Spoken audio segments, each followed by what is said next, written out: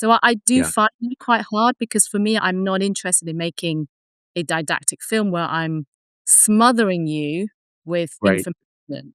Because I don't think we absorb it. I think it just washes over us and then we forget it. But experiences are different. They stay with you. Even if you don't understand them, they stay with you and you feel it.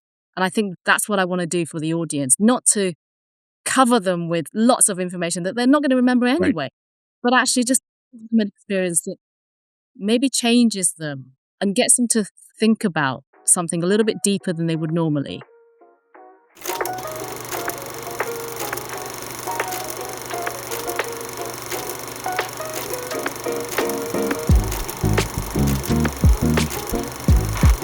Good day, filmmaker Suki Chan of just the incredibly moving and thoughtful film Conscious.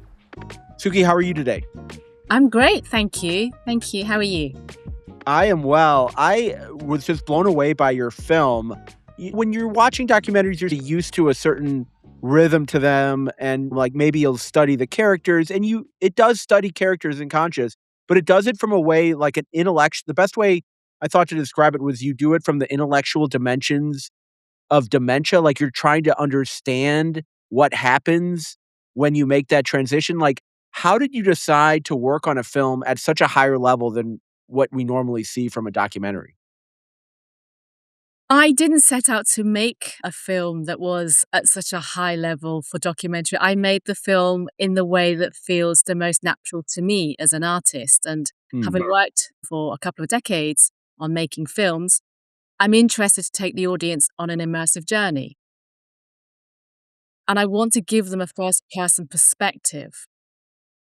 So when it came to consciousness, I initially set out to make a film that was inspired by Shakespeare's Seven Ages of Man. And at that time, I thought there should be an additional phase, the embryonic phase. I was Ooh. pregnant at the time, and I had this experience where I thought, I think the embryo has some levels of consciousness. They are aware of their surroundings. And I wanted to make a film about that. And, and it was meant to be looking at the way that consciousness increases through our lifespan, starting with the embryo stage. And then towards old age, it would dissipate. And then when I met these incredible women who are living with dementia in very different ways, it then made me realize that dementia wasn't just going to be one chapter. It was actually quite Right. integral to understanding consciousness. And the way that I wanted to do it was to try and show the audience something that is really hard to imagine. How can we them on that journey and give them the first person perspective as if they're in the shoe of my protagonist and seeing it through their eyes? Because for me, it needed to be palpable. It needed to feel like what was happening to them. Because otherwise, I suppose for me, it's all about generating empathy and understanding. And I think unless you've experienced it, it's very hard to know what a bad day feels like. I went to extraordinary lengths to try and work out how we can do this. And the protagonist that I worked with is Wendy Mitchell, and she was able to articulate those experiences with dementia and, in a way, report back. So if she had a bad day with dementia, obviously she would have to ride that storm. And then when she came out of it, she could write about it and talk to people about it. And then I would create imagery that I think perhaps felt like how she described. And then I would show it to her through storyboards, animatics, and see if that might be similar to her experiences. So it was a very long process of 8 years, in fact, working Wow. first, then the feature. So yeah, it's been a long journey and it's had a long evolution. And the film that I've got now isn't the film that I thought I was going to make 8 years ago. Yeah. Um, I think it's important to change because otherwise I don't make films tunnel vision. It's just my Right. vision. That's it. I work with incredible protagonists who their stories changed me. And Yeah. when I change, the film changes. It's really important that that I'm also listening to my protagonists and taking them on that journey and allowing myself to be changed as well. Incredible. What an incredible answer. I always thought to describe getting older as empathy for different groups of finding empathy for different groups of people is the best way to describe like getting older because it's always like something new. And I feel like that is really helps me understand the film. It's also very artistically minded. So it wouldn't surprise people to know that you've had like installations across the world. Did you start out as a not a filmmaker, just an artist, more in the practical physical sense and then transition to filmmaking? How did you make that move? So I did a fine art degree and I was making sculptures with resin. And then at some point, I decided to create my sculptures, but in the expanded form. So these sculptures would take place in the whole room, across the walls, the floors, and the ceiling. It would be an experience that people can walk into. And then from that expanded experience, I decided to create moving image.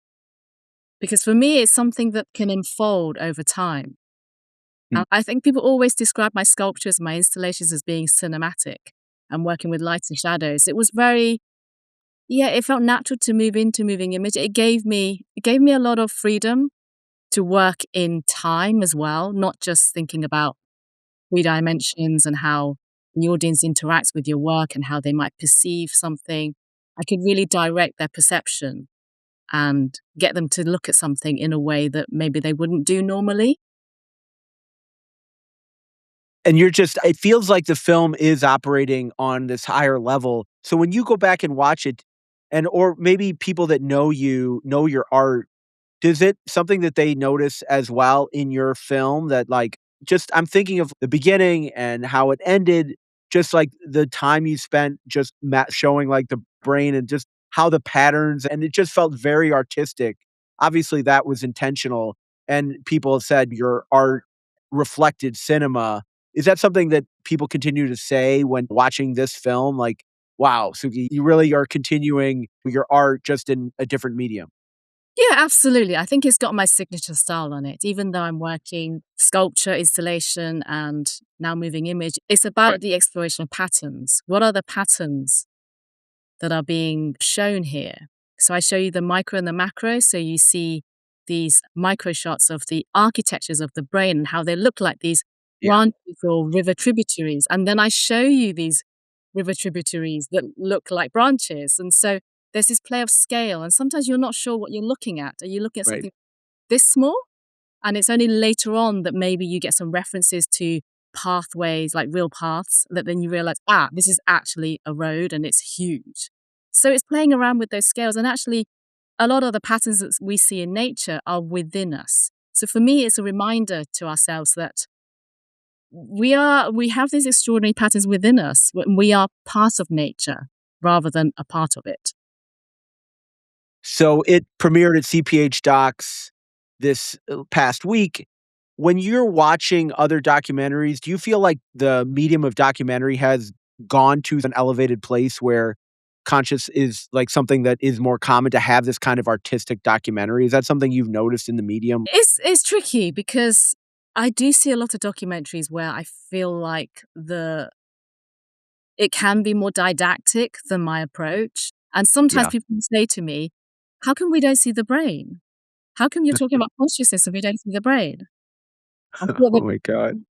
more obvious connections between the brain before and after dementia. And so I think there is this expectation. And so I do Yeah. find it quite hard because for me, I'm not interested in making a didactic film where I'm smothering you with Right. information. Because I don't think we absorb it. I think it just washes over us and then we forget it. But experiences are different. They stay with you. Even if you don't understand them, they stay with you and you feel it. And I think that's what I want to do for the audience, not to cover them with lots of information that they're not going to remember Right. anyway, but actually just give them an experience that maybe changes them and gets them to think about something a little bit deeper than they would normally. And do you feel like the audiences were you able to attend the screenings? And if not, or if so, do you feel like the or what you heard from other people, do you feel like the audiences got that when they watched the film? So the first night was sold out. The second night on Wow. Tuesday, that's tomorrow night, that's also sold out. So, for world premiere on Saturday, the audience was extraordinary. So we finished the film and there was a silence. There was something in the room that it felt like people were just taking it in, and then there was applause, and it was like that it really resonated with them in a new way, and a lot of people stayed for the Q&A, and generally the feedback was it was extraordinary, and they were really thankful for this experience, and my husband, who was in the auditorium, he noticed an elderly couple sat in front of him, and every time there were difficult moments, particularly the dramatizations between Michael and Maureen, that they're really difficult to sit through. They would then hold hands through those moments. And it's those kinds of reactions from the audience that makes me think, wow, we've managed it. We've managed to tell this story truthfully, but really making it quite real for the people. How did you decide on when to use the dramatizations? Because they fit well into the story, but it's obvious they're dramatizations. How did you decide to incorporate that process into the film? I didn't imagine doing dramatizations at the beginning.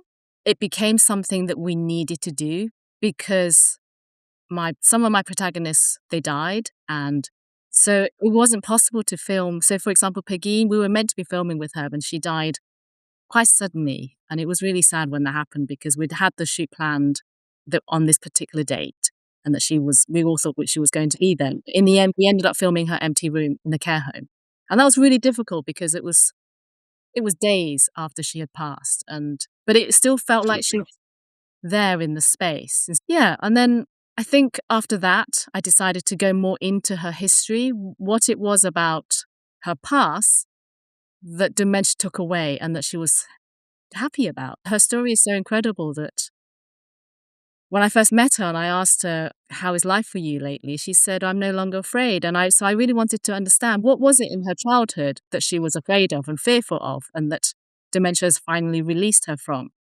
So that gave me the opportunity to look into her past, her relationship with her father, a very famous author, Liam O'Flaherty, and how that had affected her and given her this fear of writing.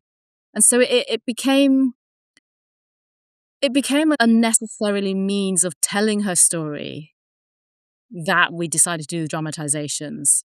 And that was something that we did with the other protagonists as well, partly because these episodes that they were talking about in their lives wasn't something that we could capture anymore because Maureen's husband had died, and Neil's experience, that was 14 years ago. So his mother is now not in the way that she was. And so it was important to bring in actors. And what I hadn't anticipated was that I would be working with the protagonists and the actors. And that was something that developed with Wendy, because when we spoke to Wendy about filming with Wendy and doing dramatizations of her early life, she said, I want to play myself because I'll be the person to play myself rather than any Of other. course. And I said, yes, of course. Why would you not be? You would know yourself more than anyone else, and I would love you to. And so I had that approach for everyone. And because Maureen was so comfortable in front of the camera, I had no doubt that she could do it. That the key was to find someone that could work with her and was willing to work with her in that way.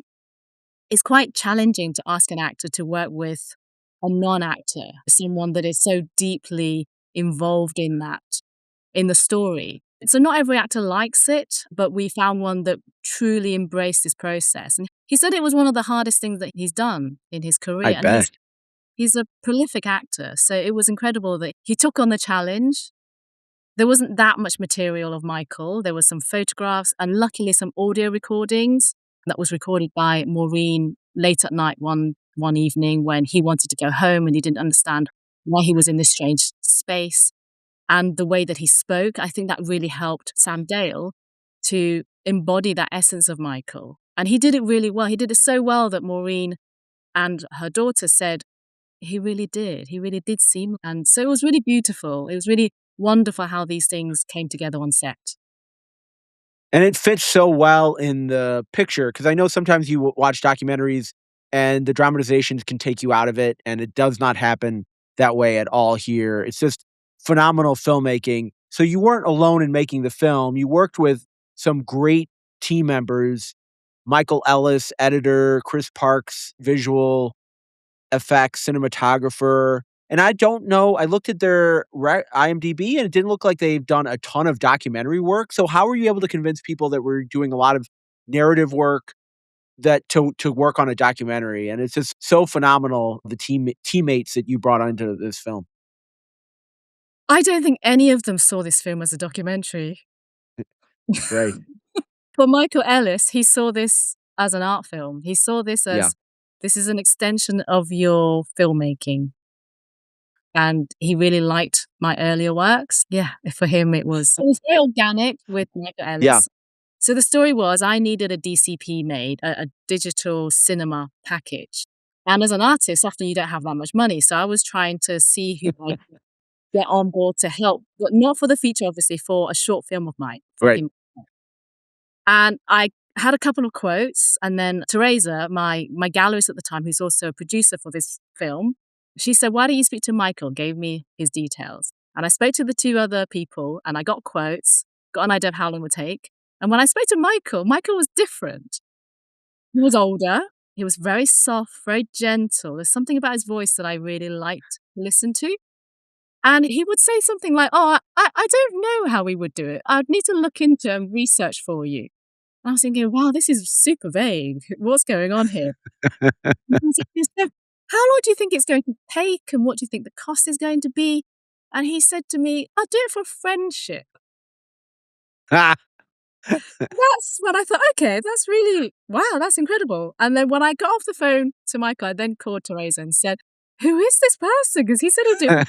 It's really bizarre. And then she laughed and said, "Why don't you look him up? He's an editor. He's quite a famous one." And then when I looked him up and right. there, lo and behold, it was 1978 Superman with Christopher Reeve, which is a film that I absolutely was captivated by as a Perfect film. Yeah. it was so beautiful. And so I knew that he had done all this body of work and it was amazing. And I had this kind of dilemma with my film fog in my head because it was too long for festivals and people were complaining, "Oh, it's 45 minutes. We can't schedule it, etc., etc." And I thought, okay, I'll try and cut this down, but I don't know how. And that's when I emailed Michael and said, "Could you advise me?" I showed him the video on Vimeo link. "Could you advise me how I can cut this beast down to 36 minutes or 35?" And he said, "Oh, I'll think about it." And 2 weeks later, he emailed me and gave me this edited film that was 35 minutes long. Just said, "Oh, yeah, I have a play and here it is." Wow. Yeah. On his own accord. And I just love that level of, yeah, it was just amazing. That level of commitment that he had just done it independently without really asking me. He just tried it out and it's working. So that's how we started to work in this way, where I would Oh, press pass, and then he would come in and reshape things and restructure it and just have a play. And he's delightful. He would say things like, "I would nibble a bit off here, nibble a bit off there." And I just loved the way that he described his process. It was very friendly. I loved it. It wasn't like overly technical or right. overwhelming. I think sometimes when you meet these incredible experience kind of giants, they have such a softly way about it because it's not about ego. It's just we're just there to try and improve something. And yeah, so that's Michael, and I'm so indebted to him for that relationship. And I've always edited my films up until this point, and so being able to share that with Michael, and especially with someone that is so experienced in narrative work, especially, really helped me to find that narrative structure. And I don't think I would have done that otherwise without him. What an incredible answer, and it just really helps me understand why the film is so visually stunning, and like you said, like, it's still with me thinking about the scenes at the beginning, the end, in the lab talking about how much they appreciate the brains, and it's not treated as just some sort of lab thing. Just so much with that film sticks with me. So, what's next for you, and what's if somebody is hearing this and wasn't at CPH Docs and really wants to see the film, do you anticipate a long festival run? What are your thoughts on when the film might be available for people to watch? We're waiting to hear how things go, but I think at the moment it's landing very well. So there should be a Yeah. UK Oh, premiere shortly and then a okay. US premiere. And I'd like there to be a theatrical run as well, of course. So we're keeping our fingers crossed so that somebody will help us with that journey. And then what's next for you? Do you have other projects, that you're working on? I do. So when I conceived of this project, it was huge and I had to pare it down to make the first one. And So there was a trilogy of films here. This is the first of 3 films. So now I'm working on Ooh. one, and I'm thinking about animal consciousness. Wow. And what's the best way for people to keep track of your films? Is it Instagram? I think you have a website. I have my own website, sukichan.co.uk. I have an Instagram, Facebook. There's also a dedicated film website, theconsciousfilm.com. So the best way is for people to be part of that and join that mailing list, and then we'll keep updates there. Love that, Suki. So, Indie Film Podcast, love supporting other people's projects. It's obvious that's how you were able to get such an amazing team together, is that you send that love out into the world. Is there a film out there or filmmaker you wish more people knew about? The filmmakers that I love are very well known, but I will say their names regardless, and you may be able to guess who they are. It's spreading love. That's the most important part. I love Tarkovsky's films. I love Yeah, Terrence Malick's films, and I'm sure you would have guessed that already. I love Wong of Kar-wai. course. I love Zhang Yimou. So they're all so well known, but I'll mention them because I think they're incredible filmmakers, and I've learned so much from watching their films. And in a way, I wish more people would make films like that, but I Yeah. sometimes don't see that much very often, especially in documentary. Especially in documentary, that's what that's what was so exciting about for me when I watched your film. It felt like you're changing documentary into a new form of showing people what's possible. Like, you don't just need to have a talking head film. You don't need to just, like you said, cram everything in, try to beat people over the head. You can still operate as an artist and also a documentary filmmaker. It's not like the two have to be mutually exclusive. So the film is conscious. I absolutely adored it. I can't wait to see the next 2 parts of the trilogy. I hope you'll come back on the podcast to talk about them. Suki Chan, this has been so amazing. Thank you for joining me today. Thanks so much for the invitation. I really enjoyed it myself. It's so nice to meet you.